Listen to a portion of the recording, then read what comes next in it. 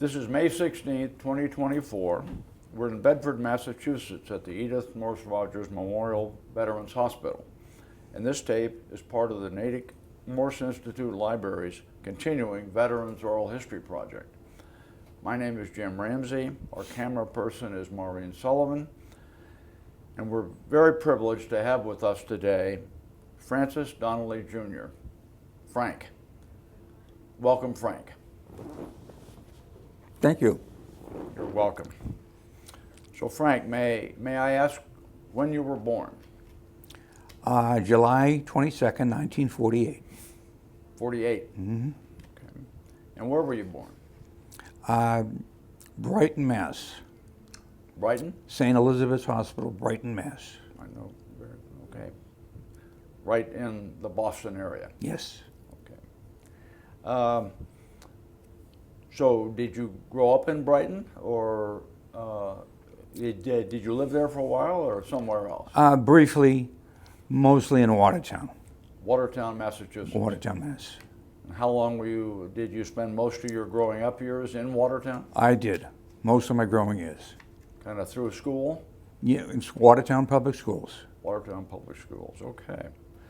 So growing up in Watertown, so you were growing up in the 50s. Yes. So how was life in Watertown growing up in the 50s? My father was a factory worker. We spent some time in the project until he could afford a house. My mother was very much a housewife. There were 6 of us. Oh. I was the oldest of 6. Brothers and sisters? 2 sisters, 4 brothers. And it was very much kind of an industrial background. You know. Mm-hmm. The hood rubber, basically. Right. And so the youngest sibling was how many years younger than you? Much of a gap, or? Yeah, I guess you would say that. Yeah, there was. When was the youngest born, or how many years younger than you, roughly, was the youngest? Well, I like to say the baby. The baby. Was maybe 15 years. Oh. Yeah, 10, 15 years younger. Okay. So a fair span. Oh yeah. Of time. Yeah. But basically, all of you grew up there and Oh yeah. went to school there. Oh yeah. Yeah, we did. So what was it like? I mean, by the time you were, 10, it was 58. Were things, America was at peacetime. The economy, I think, by that time was kind of thriving, and but was, your father, eventually you moved into a house. Right. In Watertown. In Watertown. Right. Yeah. So I guess you could say it was pretty typical for. I felt as though it was pretty normal, if you will. Right. I mean, for me, my memories were of us kids fishing on the Charles River. Fishing. You like fishing? Well, I was mostly an observer. My brother I see. did most of the fishing and So what was catching. So the Charles River has a storied history, and in more recent years it's had some problems with pollution and whatnot, but so how was fishing in the Charles back in the 50s? Dirty. Okay. It was dirty. We didn't know any better. We just wanted to catch the fish. And believe it or not, the fish were thriving in the river in spite of the pollution. Yep. And the sewage and the chemicals. There was all that. Which is what got cleaned up. Yeah, they got cleaned up. Well, there was a whole bunch of kids fishing in the river with us. That was a popular thing for kids. Oh, yeah, it was a very pastime, especially in the summer. Right. Right. Yeah, so. Right. So you went through the schools there. You graduated from Watertown High School. I did. Right. And by the way, did you have any relatives or your parents or uncles or aunts or who were in the military. Oh, God, yes. I hear the stories. You heard a lot of stories. I had a couple of heroes, Who were your heroes? uncles, a couple of uncles. Huh. God, I worshipped them. What was their story? Battle of the Bulge, Huh. Battlefield Commission, Army. Army. I don't know if you're aware, but back then, a Battlefield Commission they weren't handed out too often. Oh, I know that. You had to earn it, and he did. And So he was an enlisted man, he was enlisted. and on the battlefield, so to speak. And they he made him a second lieutenant. He bumped into the officer ranks Second lieutenant, because he was really, really good. I'll say. Didn't brag too much about it. Didn't talk too much about it, but So we're both uncles in the No. fighting in Europe, or no, the other uncle was at Guadalcanal. in the Pacific. Yeah, Was he a Marine? he was a coalman with the Navy, I see. So, and he had a terrible time. Was in a tank, and come home with terrible claustrophobia. huh. And So he actually was in a tank. he I mean, he. crammed into a tank as a means of escape, I think it was. I see. Escape from the Japanese. So he was supporting the in support Marines. of the First Marine Division. He was quite a guy. Wow. Well, that must have been. Sounds like there were inspirations for you. Oh yeah. Did you also tell me that your father was in the Coast Guard? My father was in the Coast Guard at D-Day. A lot of people don't realize that the Coast Guard was at D-Day. He was at one of the beaches. I guess there were 6 of them. And he didn't talk too much about that. But he was on the basically directing traffic of the He was doing boats or doing something. the landing. And I guess in support of the landing troops. You know, Right. it didn't sound too pleasant. And he brought home a huge photograph of the beach, and a strange occurrence with these barrage balloons Oh. over the sand, which people don't have no acquaintance with. Barrage balloons to entrap Nazi planes. That's what they were for. So how'd that work? Well, they just, they floated above the beach. These barrage balloons. So they got tangled up in the wires, holding up the balloons. I Or- don't know exactly how it worked, But they were to stop enemy aircraft. they were there to stop enemy aircraft. Wow. Wow. So the Coast Guard was somehow involved in some of that. Somehow. Well, Somehow. so you had quite the military background. Yeah, but poor Uncle Ed. Uncle Fred was the hero. From the Battle of the Bulge and the Second Louis, went to work, believe it or not, for the Pentagon. Huh. And never talked about that. So he worked for the Department of Defense. Yeah. As a career.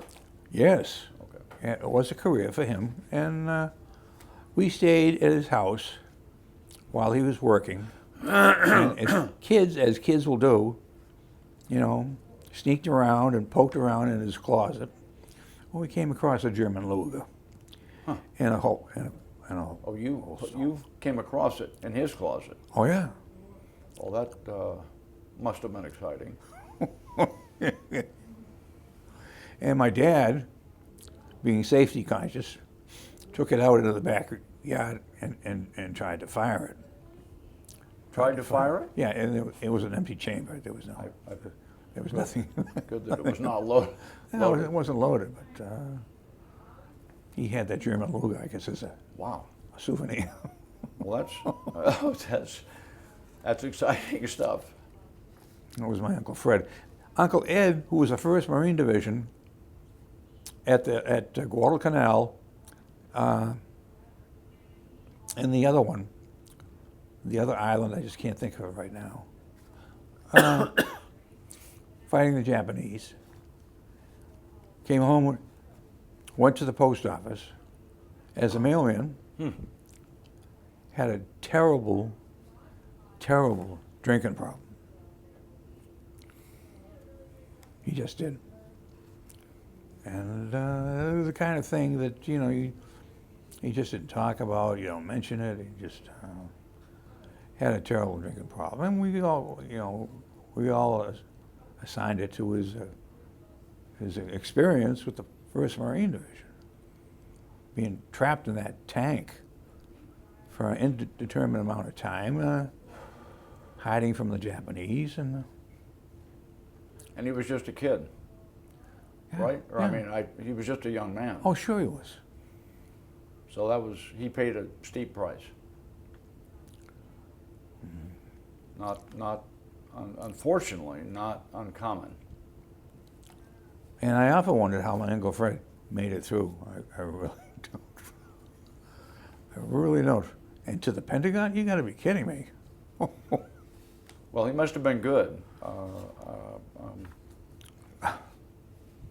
Something else. Okay, well, we'll so just another couple of details. Are you married, Frank, or have you been married? No, and I have regrets. You what? Have regrets. Have regrets. Well, along those lines, a lot of therapy over the years.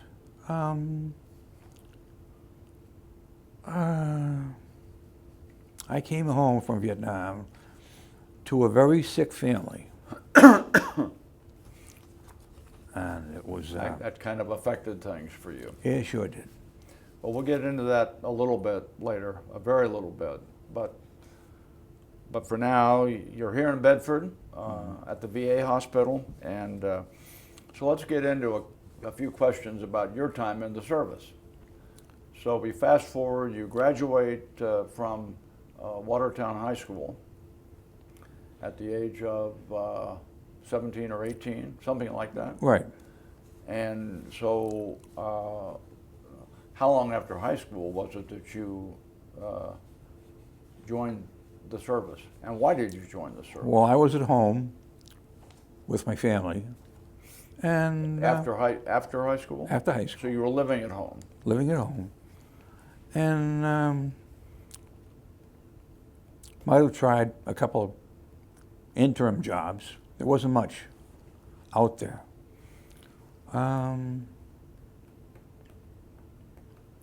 And it was draft time. They were drafting. Right. This was in 66, 67. right, prime Vietnam. Big news. Draft.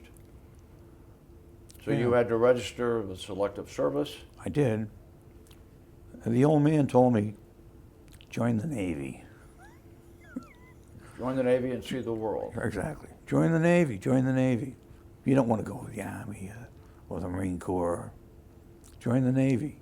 So you could see the draft looming, and that might result in, or would result, I guess, in your going into the Army. The Navy. No, I mean, if you had been drafted, okay, did you join the Navy before being drafted?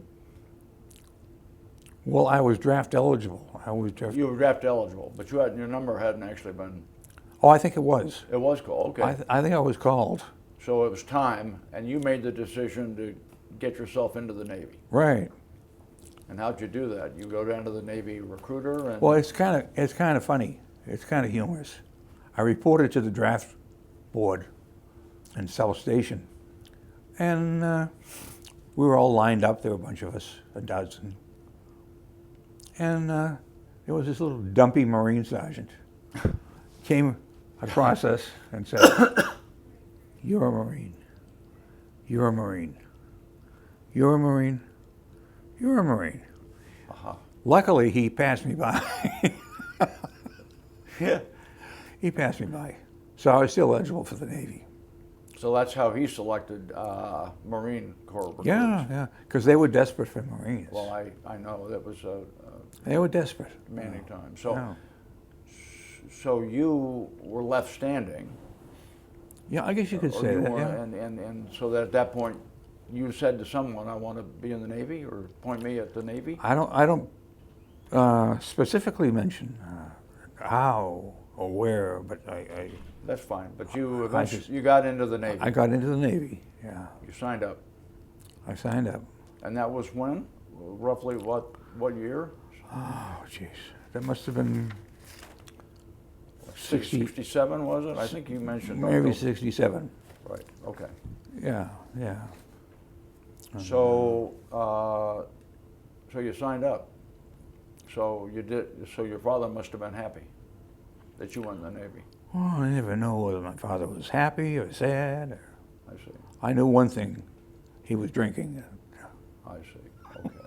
Okay. Well, at least you followed his advice to go into the Navy. Yeah, I did. So when you signed up, did you have any say in sort of what it was you'd eventually be doing in the Navy? Yeah, Did you request something? We had choices. You could. Choices. Yeah, I signed up for sonar Sonar. because, ironically enough, that's what my dad did. Huh. He was a sonar man. He was with the Coast Guard. Was the Coast Guard. All right. And that's what I signed up for. They selected me for radio school. And when did that selection happen? At the very beginning or after boot camp? After boot camp. Okay, so you signed the papers, and you went off to Great Lakes, I hated it. Illinois. That's Great Lakes, the Illinois. the Great Naval Lakes. Training Center Great Lakes, yeah. for boot camp. For boot camp. And how long were you there? Oh, A couple of months. yeah. I think they were pushing us through. Accelerated, maybe. Accelerated, I think so. And it was middle of winter, and we all got sick. We were all coming down with double pneumonia. I can recall 3 of us carrying each other over to sick bay. That must have tough time there on Lake Michigan. You on the lake? Yeah. And then they pushed us back. They held us back a few weeks because we were sick.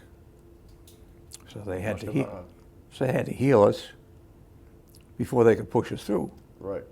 And So that was aside from being miserable and sick, was boot camp basically tolerable, or anything good about boot camp? Let's put it that way. It's funny, I don't remember too much of it. I remember we did have it was kind of funny, we had some time at with the kitchen, scullery. Oh, yeah. They called it a scullery. And it was just kind of humorous because we were with this chief.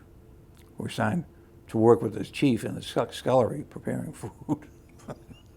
And he was huge. Was he? He was the. What do they call it? Who works in the kitchen? Was he responsible for the meals and all that? Oh, sure. Yeah. I'm sure he was. But he was out to here and slicing meat off the machine, and he was eating it as fast as he could slice. No, it's out. kind of like a cartoon. I mean, He was either in just the right job or just the wrong job, I guess, depending upon yeah. health concerns.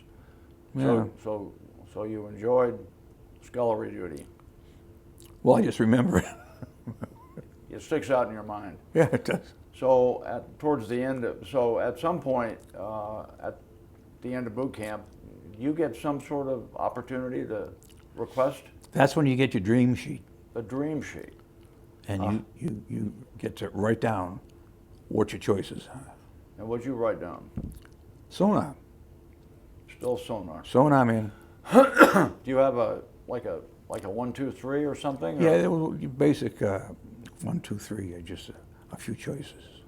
when you chose sonar, man, even from the beginning, did you know anything about? I mean, had you had any experience with like equipment or radios? No, only what my dad told me, which wasn't very much. Okay. So what else did you request on your dream sheet? What were your follow-up? I don't even remember what my other choices were, but they assigned me to radio school. And why did they?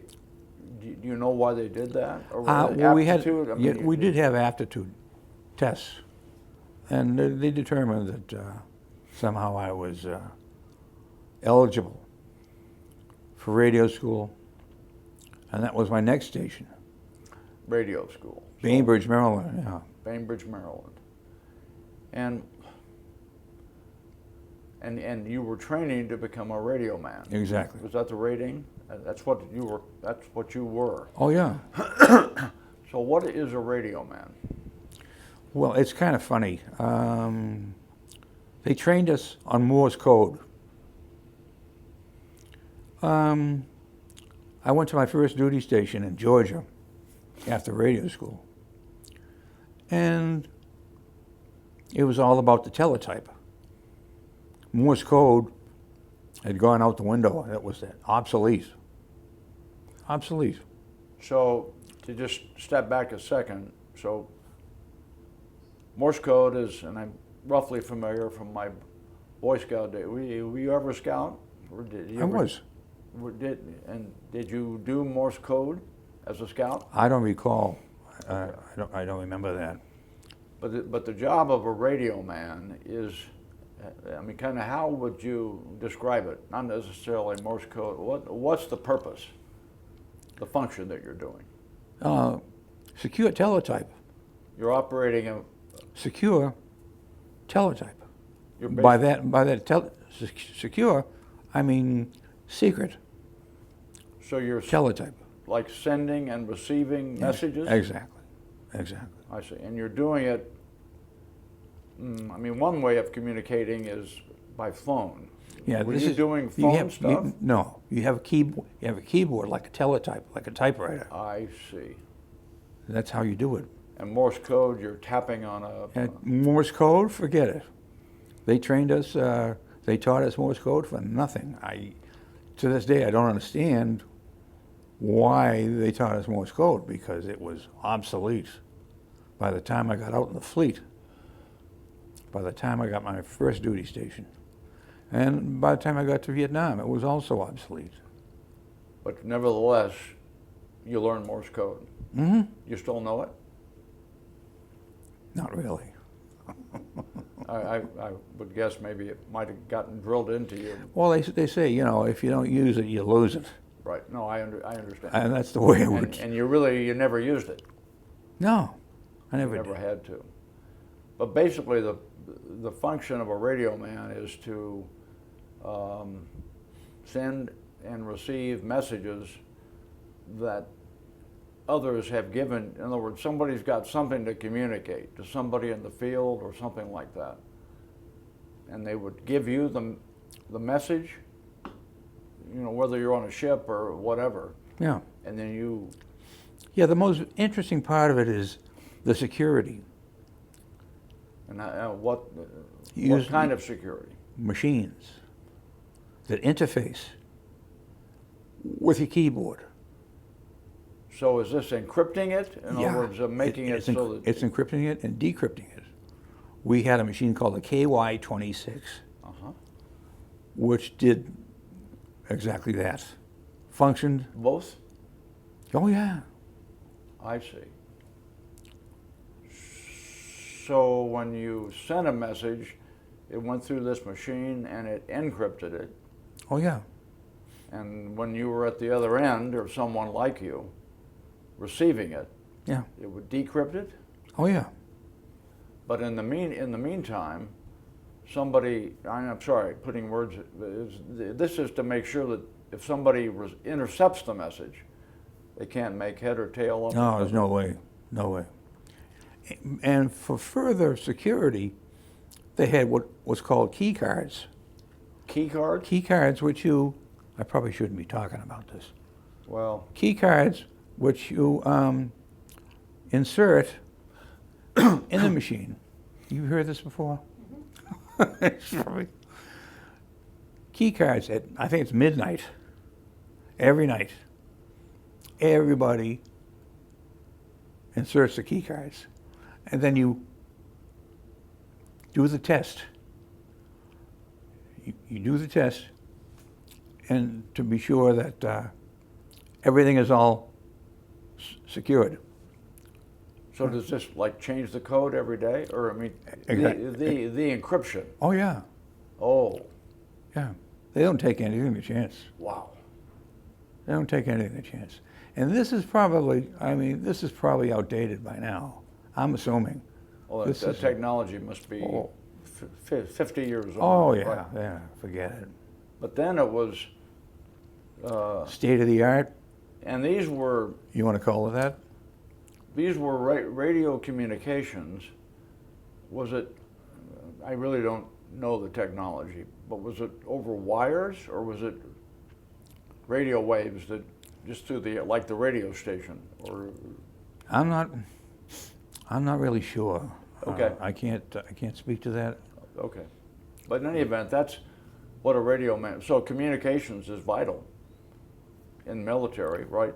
For people to talk to each other and battle and so forth. State of the art. It was for like battlefield conditions, battlefield strength, who had the guns, who died, so on and so on and so forth. And Who needs help? oh yeah, Right, right. So you learned all of this. How long was school in Bainbridge? I think like 8 weeks, Something like that. Okay. but I'm not sure. But you really learned. They really drilled it into you. Yeah, well, radio school, I got to emphasize, was all about the Morse code. Right. By Was the time there you- anything about the teletype? Nothing about the teletype. Nothing? Until you got out in the field, out in the fleet, and then you went to teletype, secure teletype. Well, was Morse. If the teletype went down, was there a Morse code key available in the event that there was something? I don't recall it. They had safeguards, all kinds of safeguards Oh, to okay. protect in that incident. Protect. Okay. Yeah. Well, okay. So you finished radio school. What did you? So, and when you graduated, I guess you probably took a test or something to proficiency In Morse code. in Morse code, and you passed. I'm sure I did. Yeah. So at that point, you were like, what was your rate? Like a seaman or a radioman? Second, like were you a petty officer at that point, or? You had to take a test. Right. To become a petty officer, Okay. a third class, Okay. which is what I derose from. When I got out, I was third class.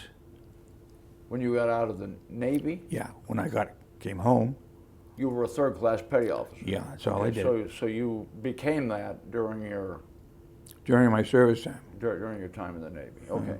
So where did you go after radio school? I went to Georgia, What was in Georgia? a naval air station.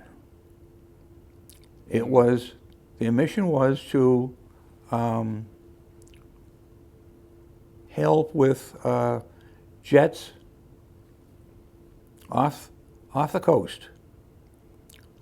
Jets who young flyers who chickened out and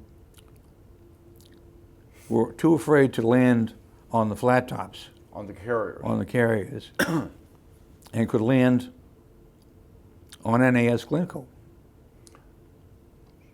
So you would be in communication with those pilots? Yeah, and the carriers, and anybody else that was needed help that was off the coast, I see. because NAS Glencoe was right on the coast. But it was a naval air station. It had a big airfield. Yeah, I don't know how big they were, but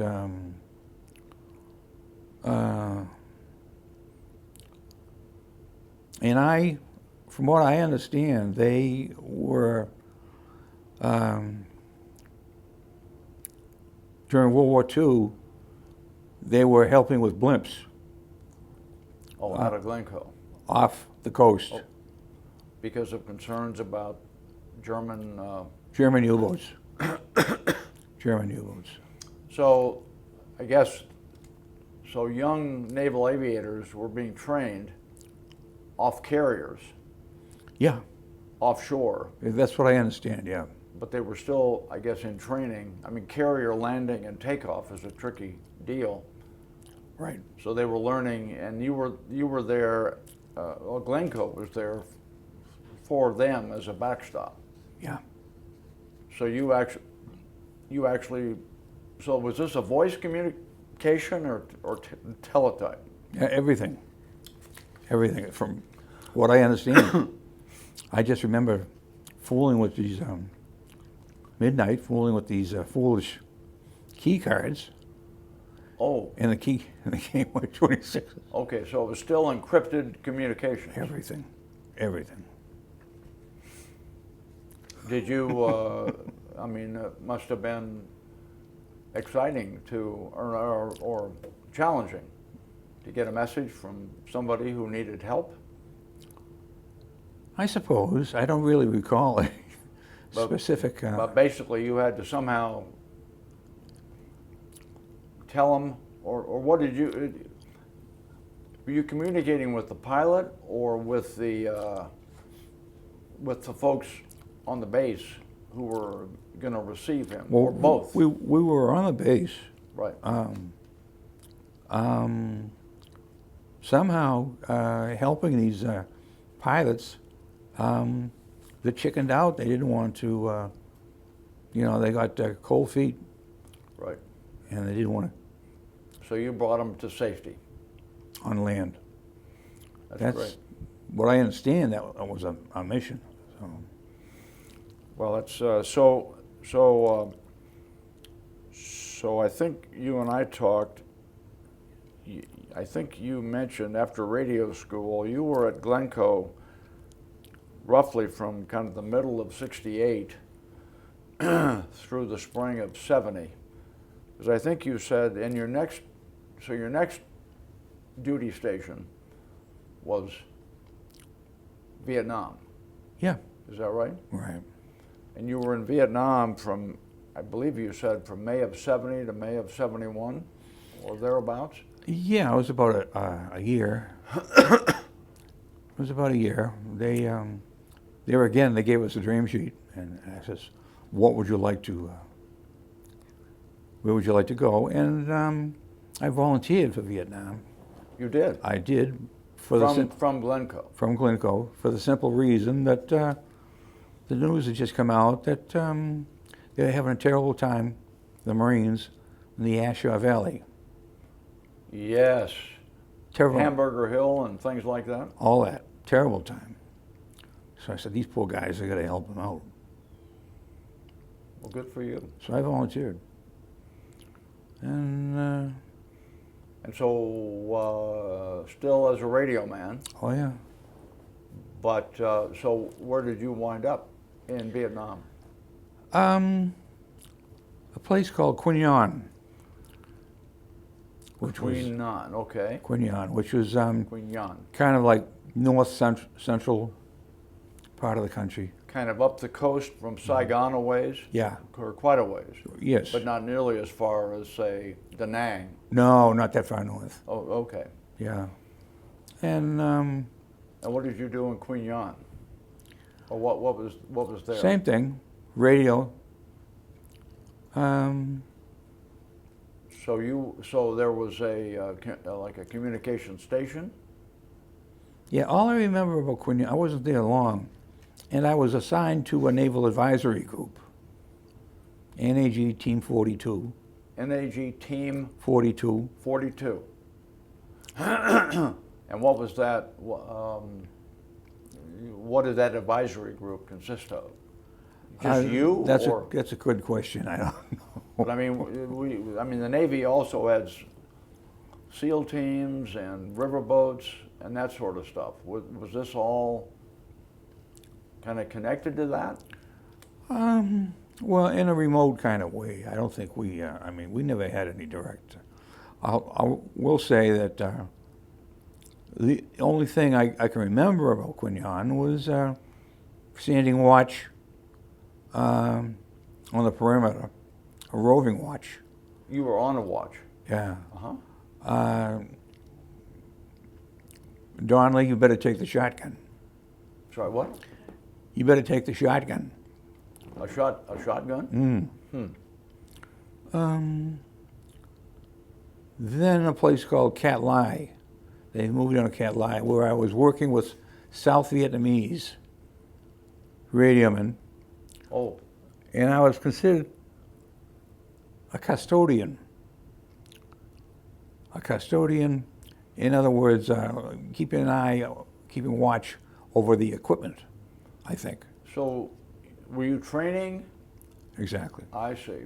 Because we were getting into a time where Vietnamization, the U.S. was kind of handing over responsibility for the war to the South Vietnamese. Slowly, I think that was part of Slowly. it. Yeah, I think that was part of it. But that was what this was part of. I remember one of them, he was just a nice kid. Nice kid, tall and skinny. So Cat Lai was another communications assignment. Yeah, and it must have been on a river because, I mean, all our communications were on rivers or the ocean. But the rivers, that kind of makes sense with the river boats. Well, of course, yeah. Say at Cat Lai, was there like a building that had radio equipment? Oh, sure. Okay. Oh, yeah. And who, what, like a 30 by 30 foot building or something? Or, I don't even recall that. but it had a bunch of equipment in it? Oh, sure. Radio stuff. Oh, yeah. And you were operating were there others? Well, the South Vietnamese, but at any one time, were you basically the only operator? No. The South Vietnamese were there. So they were operating, you were really overseeing. I was custodian, watching over. I mean, keep in mind, this is secure equipment. Right. So it's my responsibility to be sure that nothing happens to the equipment, I think. But it was also secure equipment that had codes and key cards and stuff. In other words, the South Vietnamese. No, I had that responsibility, the key cards and the equipment. I was watching over that. Okay, so they didn't really have access to the. No, I was watching over them. You know.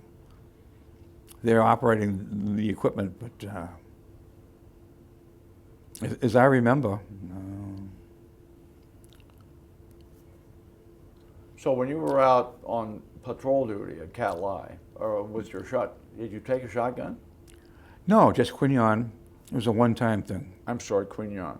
So you were operating in areas where enemy forces were around. Oh, sure. What was that like? Did you get attacked from time to time? No. I don't recall an attack. I think we were lucky. We were just lucky. Now, I mean, we had to be more vigilant in my next duty station. Which was? They sent me down to Namcan. Namcan. Which I think you said was at the Mekong Delta. In the Mekong. Way Delta. down. Yeah. Almost at the tip of the country. Tip, right. And then, again, it was on the rivers and on the close to the ocean, and we had SEAL teams with us. Oh, you were supporting SEAL teams? I was in support of the SEAL teams. So talk about that a little bit. What did that involve? Well, it was pretty scary. I mean, we were living in tents, In tents. eating our food out of our tins. Basically sea rations? Sea rations, yeah, that kind of thing. So no mess hall. Oh, forget it. Was that basically the case in all of these places? Eating out of sea rations? I just remember in Namcan. Yeah, that's fine. Was that where you were most of the, was that the longest? It was, but it was only 4 months. Okay, so you were, They sent us there for 3 months, they told us. And then they extended us for a month. Because they couldn't pull us out. They told us because of the enemy activity around the base. wow. They couldn't pull us out. So what, you'd say a base, was the base more than your communications facility? Was it a special forces camp, for instance? Or? I think it was, Okay, although I don't have too much of a familiarity with it. I don't recall. Well, you probably didn't need, I mean, you kind of knew what you had to know. And Yeah. other stuff was probably hush You know, hush. the only information I had with the SEALs was the entire time I was there, 4 months, we only had one KIA. One KIA, One KIA. a member of the SEAL team? Yeah. And he was a second class storekeeper. I see. And and I had to send out the knock message. Send out what? Knock message. No, next of kin? Yeah. So you got word from the SEAL team Oh, yeah. about this Yeah. fellow's death, and then you had to send a message To the family. to the family. Yeah. How'd that work? I mean, I'm not even sure. I mean, was there like a standard sort of message, but with the person's name? oh, yeah, I'm sure it was. It was And- pretty basic stuff. And somehow you had but you had to send that out. Yeah. And I only had familiarity with one SEAL.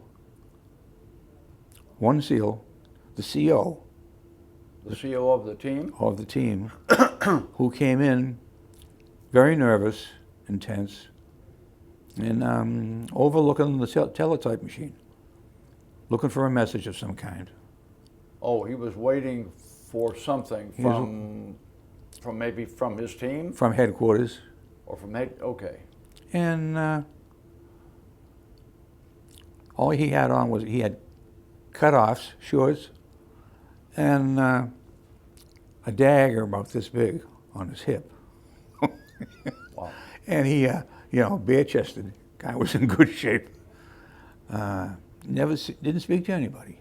Just came in and took care of his business, looking for the message. But that message was really important Oh, yeah. to him. Oh, yeah. To him, yeah. It wasn't for these guys, we wouldn't have got out of there. How so? They were protecting us. They were protecting the base. We were surrounded, and I knew exactly the intelligence came through over the machine So you saw what was being communicated. what the enemy had. You had access to all this information. Oh yeah, intel. And they had the same brigade, the Gold Star Brigade of the NVA, Of the MBA? attacked Sonondak just north of us. Attacked Sonondak and overran it. Huh. Not only did they overrun it, they left some kind of a chemical around the perimeter of the base to hide the traces Huh. of the chemicals they were using on the base They, the MBA, were using? that they were using. Was this like a SEAL base or a That I don't know. Oh, okay. No, it was a regular, I think a PT, Oh, a riverboat. a riverboat base, because it was right facing on the ocean. And more than that, they wouldn't tell us. Right. They wouldn't tell us, who got killed, who got wounded, how bad did they hit them. We didn't know anything. All we knew is they were coming for us. The same bunch, the same brigade. The same brigade. Yeah. And the SEAL stopped them? Or do you... They made them think twice. Well, certainly radio, communications centers are key targets, I would think, for the enemy, right? If you can stop the communications, then you Absolutely. put a real crimp into fighting. Which goes to my knowledge about communications. And in this day and age, the federal government is going to build a big electronic communications base at Hanscom. That'll make for a nice target for the Russians and Chinese. So they're preparing for something like this. Wow. They are. And Well, also all kinds of hangars. Oh, at Hanscom. Yeah. Yeah, they're expanding, or want to expand. Oh, yeah. Well, I know that, the Marines in Vietnam, or the Army, a platoon commander would have a radio man right with them Sure. for communications. Oh, But yeah. always the radio man, I think, was a target. Because if you take out the communications, then you cripple the unit. Sure. Same is true for your installations. Oh, yeah. But you finally got out by the skin of your teeth, or however, and you went home. Did you go home by yourself, or This is interesting. My enlistment was for 4 years, typical enlistment for the Navy. 4 years. I came home from Vietnam. They told me before I left Vietnam, since I had done a tour of duty in Vietnam, they were going to release me early for my enlistment, so that I only did active duty 3 years and 7 months. Oh, that okay. They released me early. Good boy. Job well done. You can go Bye-bye. home, yeah, and you're free.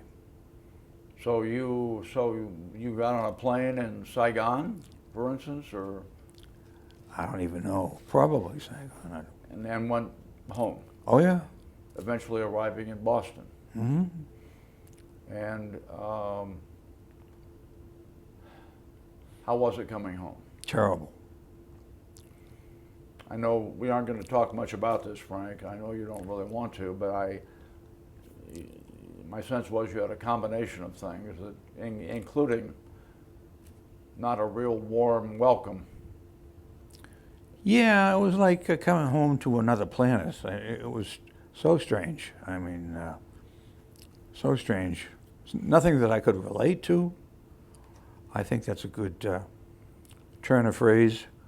I didn't recognize it. Was this in part because of the war kind of resistance and stuff that was that the main deal? That, Oh, sure. It was just very, very peculiar. but it was anything but a welcome home Oh, for the veteran. Forget it. Yeah, forget it. Yeah. And this, what's going on now with these protests on these college campuses speaks to me The current ones. about my own homecoming. They're a reminder. It is. It's a painful reminder. I'm sorry about that. And it is for these other guys too. I mean, I talk with the other guys, and they feel the same way. You know? I hear you. Yeah. Well, after I think you told me separately that after you you had graduated high school before you went in the service. You had 4 years in the service or so, a little less. You came back, you were home for a while, and then you decided to go to college? Yeah, I tried employment. I got laid off. There weren't too many jobs. I said, well, there's the GI Bill. I can live on the GI Bill. So I'll go to school, live on the GI Bill, and try that for a while, and try education. My facility is with languages, French and Spanish, and I'll head in that direction. So you always had a facility with languages. I You did. liked languages in high school? I had a facility. I did like it. I had. Did you ever learn, by the way, anything about Vietnamese? No, I found Vietnamese very challenging, and It's a very different thing than yeah, what you learned in high school. So. yeah. Had a difficult time with Latin. I hated Latin. Dominus vobiscum and all that stuff. I just. Maybe. I love Latin. Do you really? That was the only language I took, and I loved it. It doesn't do me any good other than to say SPQR. You know what that means? No, it doesn't matter. E conspiritu tuo. Anyway, you like languages, so you Yeah. decided to go to college to learn. You want to be a language teacher, Yes. and so and UMass Boston was where you went. Did you commute from home or I was living in an apartment at the time, a cheap apartment. down close to the campus? Not really. In the bay, in the back bay. Oh, Believe it or not, I found a cheap apartment on Newbury Street, whoa, which nobody can touch nowadays, from what I understand. good for you. Yeah, and at the same time, I was working in a French restaurant. I was waiting tables in a French restaurant called L'Ananas, which means pineapple in French. I see. So you were you speaking French to the customers? No, not really, not really. So anyway, you went to college, and you told me you had an interesting fourth year. Tell us a little bit about that. In Paris. You spent your fourth year at UMass in Paris. Yeah, What were you doing there? studying Where? at the Sorbonne. Sorbonne. To studying more towards becoming a teacher of French. French civilization, French communication, French literature, 17th century literature. It's interesting, the classroom was set up like 17th century. These balustrades, I don't know how to explain it. It's just different.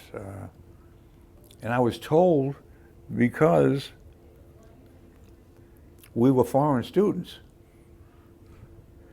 that they didn't give us the foreign classrooms. So, and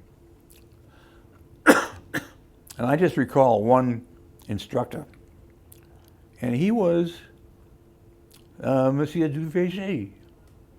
He was, for I understand, with the French resistance in World War II. And Yeah, they were still pretty fresh from that. In well, the 70s. interestingly enough, the grandmother who I lived with was Tante Renée in the French resistance. She was a former nurse, helping down American pilots over Paris, sneaking them in the metro to her apartment under the nose of the Gestapo and curing them back to health. Wow. She was incredible, and she loved Americans. So we were all set. She loved Americans. A lot of the French, I know, have a reputation as being kind of cold and standoffish and so on and so forth. And I know some of the kids in the program were living with French families, and they would come down the stairs in the morning, for breakfast, and the families would just sit there and snub them, or just turn their noses at them. And these were the families who were being paid to help these kids. But you had a better arrangement by far. Oh, Madame La Jeunesse was wonderful. She That's really great. was. That's She was great. wonderful.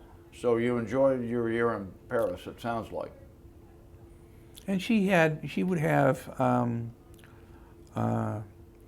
buffets and breakfasts, and invite her friends over to meet us. They would benefit from our experience as American students, and certainly we would benefit from their expertise as French citizens. And it was an incredible year. Well, that's great. So basically you finished up there and wound up getting your degree, I guess, from UMass. And I think you spent some time teaching, I think you said, but that didn't... It didn't work out. I was teaching junior high in Scituate, and did this guy a favor, this principal. He needed a teacher in a hurry, and teacher had gotten pregnant and left, so he needed a replacement. So I stepped in, and then come summertime, I got the letter saying that I was no longer needed. She was coming back from her pregnancy leave, and that was it for me. So that a nice thank you for your service. Yeah, it wasn't much of a thank you. No, it wasn't. I left with a sense of bitterness, I'm afraid. But was it at that point, I think you shifted gears and eventually went into the Postal Service? Yeah, I did. Yeah, I joined the Postal Service. I looked around. I couldn't find any employment. There were no jobs. Joined the Postal Service. Became a letter carrier. I was out on the street. I was free for most of the day. And I found that attractive. I could duck and dodge the bosses who had a bad reputation. And I delivered the mail in various towns close to the coast, close to the Boston area. So at some point in there, we have to cover this at least briefly. At some point in there, you decided that you had aptitude as an actor. Oh yeah. Tell us a little bit about that, please. I found an acting coach by the name of Bob Guest, luckily enough in my hometown of Watertown. And I don't know who recommended him, but he was tough. He was tough. So you were learning acting while you were still a postal worker? I was. I would come out to his acting classes. It was just one-on-one. And I'd be in postal uniform.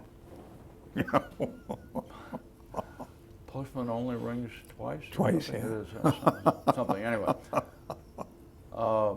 What prompted this? I'm just, this acting thing. That's a good question. I must have seen something that encouraged me and prompted me to seek him out and attend classes. So you attended classes. I think you said you made it to off Broadway or something in New York. Yeah, summer stock. Summer stock. I went twice to summer stock, and I had an acting spiel, an acting skit I had to perform on a stage, and I did that twice. That was really a doorway, as you said. It's kind of a doorway to greater opportunities in the theatrical field. But the closest I got to the acting field was as an extra for Spencer for Hire. You know, I worked in the Bay, Back Bay. You were right. One of my favorite shows, Spencer for Hire. Oh, I love the show. I thought he was terrific. I really did. Robert Urich. Oh, yeah. But anyway, you rubbed elbows, so to speak. I don't know if I even got close to him. I think I was off in the distance. But you played a part in one of those, in some of those episodes. Yeah, an extra. An extra. Good. Yeah, my brother said he saw me, yeah. Heck, I probably saw you. I just didn't, at the time, didn't know it was you. Flying around the corner in a raincoat. Yeah, we saw a raincoat. I'll have to check. I'll have to find out what episode it was, Frank, and watch it again. And we did all over the Back Bay. I mean, there were taverns and restaurants and stuff where they would be filming. Well, congratulations on your acting career. So just kind of wind up here. A couple of reflections on your time in the service. How important do you think it was to you that you served in the Navy, your 4 years of service? Well, I think it was important to me and important to the country, but even to this day, I've heard criticisms about, you know, you guys were a mess.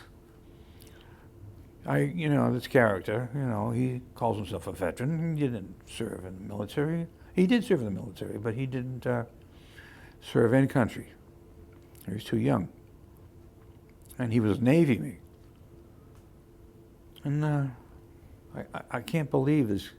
He would say something like this. Well, you're a waste. You're a waste, he says to me. He says, oh, gee, thanks a lot, So it's still out there.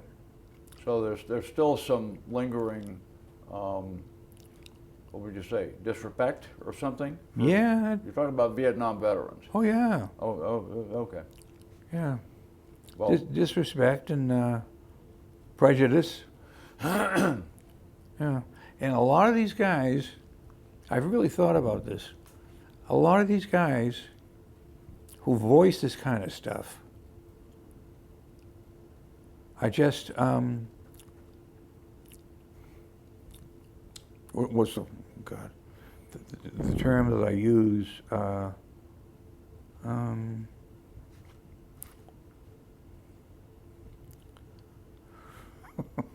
Okay.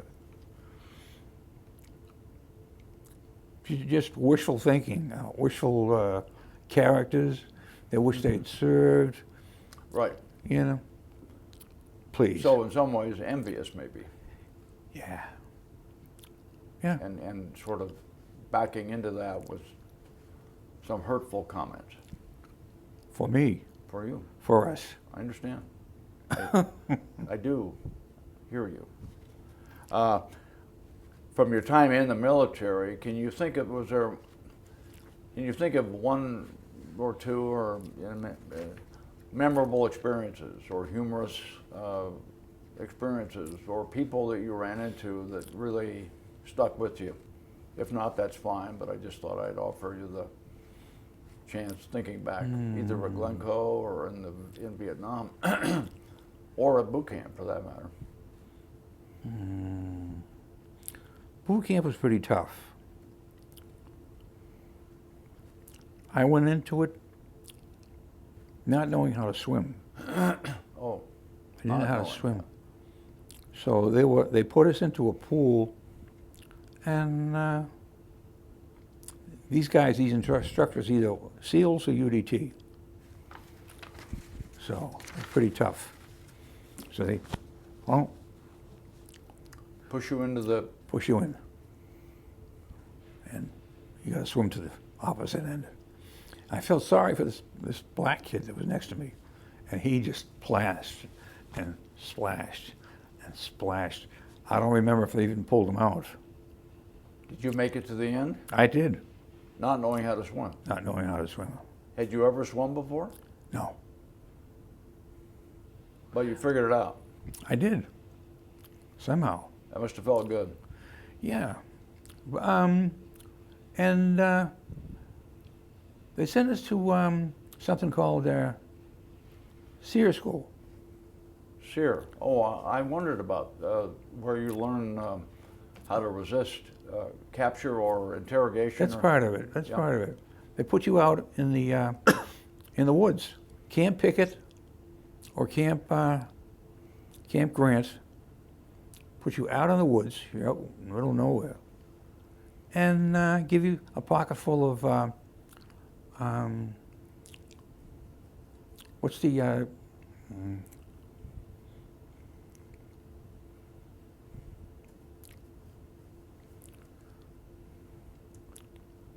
Pocket full of. Sorry, yeah. sorry.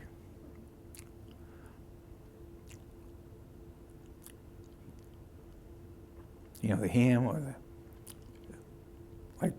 like gimp, like meat.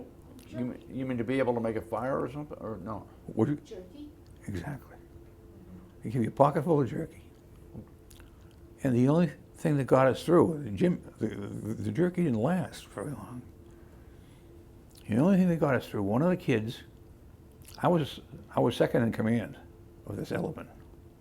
So I had 5 or 6 kids behind me. And one of the kids was a Southerner from the South. And he says, hey, there's lots of